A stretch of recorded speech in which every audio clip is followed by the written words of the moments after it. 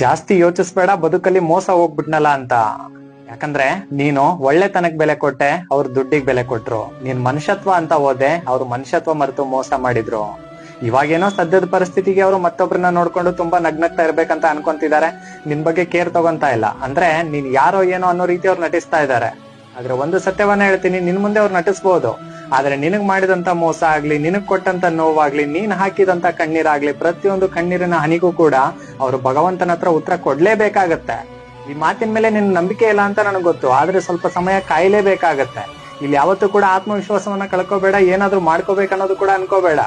ನಿನಗ್ ಯಾರು ಮೋಸ ಮಾಡಿರ್ತಾರಲ್ಲ, ಮತ್ತೊಮ್ಮೆ ಹೇಳ್ತಾ ಇದೀನಿ, ನಿನಗ್ ಯಾರು ಮೋಸ ಮಾಡಿರ್ತಾರಲ್ಲ ನಂಬಿಸಿ, ಅವ್ರು ನಿನ್ನ ಕಣ್ಣು ಮುಂದೆನೆ ಖಂಡಿತವಾಗ್ಲೂ ಕೂಡ ಅನುಭವಿಸ್ತಾರೆ. ಇದನ್ನ ಯಾರು ಕೂಡ ತಡಿಯಕ್ ಆಗೋದಿಲ್ಲ. ಜಾಸ್ತಿ ಯೋಚಿಸ್ಬೇಡ, ಬದುಕಲ್ಲಿ ಮೋಸ ಹೋಗ್ಬಿಟ್ನಲ್ಲ ಅಂತ. ಯಾಕಂದ್ರೆ ನೀನು ಒಳ್ಳೆತನಕ್ ಬೆಲೆ ಕೊಟ್ಟೆ, ಅವ್ರ ದುಡ್ಡಿಗೆ ಬೆಲೆ ಕೊಟ್ರು. ನೀನ್ ಮನುಷ್ಯತ್ವ ಅಂತ ಹೋದೆ.